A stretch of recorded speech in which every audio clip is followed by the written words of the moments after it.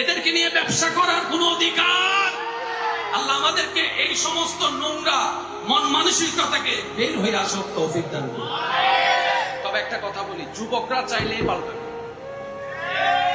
আমাদের বাপ দাদাকে শ্রদ্ধা করি, সম্মান করি, ঠিক আছে, কিন্তু যুবক যদি বলে আমি যৌতুক নিব না, আপনি পারবেন? এবার একজন এসে কান ভরা দিবে, অমুকে নিছে অমুকে নিছে অমুকে নিছে, তুই নিচ্ছস না কেন? আপনি শুধু একটা কথা বলবেন, আমি মেয়ের বাপ থেকে নিব না, আমি মেয়ের আল্লাহ থেকে নিতে চাই। আর একটু জোরে বলেন না। আমি আমার যুবক ভাইদেরকে একটা ছোট্ট আমার ব্যক্তিগত তরফ থেকে কথাটা বলছি, আপনি যৌতুক নিবেন না শুধু আল্লাহকে খুশি করার জন্য। আপনি কল্পনা করতে পারবেন না আল্লাহ আপনার রিজিকের কতটুকু বরকত বাড়িয়ে দিবেন। আপনি শুধু লেনদেনটা আল্লাহর সাথে রাখবেন, আল্লাহ আমি নিচ্ছি না, সমাজ নিয়ম থেকে বাইরে গিয়ে আমি তোমাকে খুশি করার জন্য আমি যৌতুক নিচ্ছি না, বেশি মোহরও দিচ্ছি না, শুধু তোমার নবীর সুন্নতকে রক্ষা করার জন্য। দেখবেন আল্লাহ আপনার অল্প ইনকামের মধ্যে 1000 গুণ বেশি বরকত বাড়াই দিবে। বলেন না সুবহানাল্লাহ।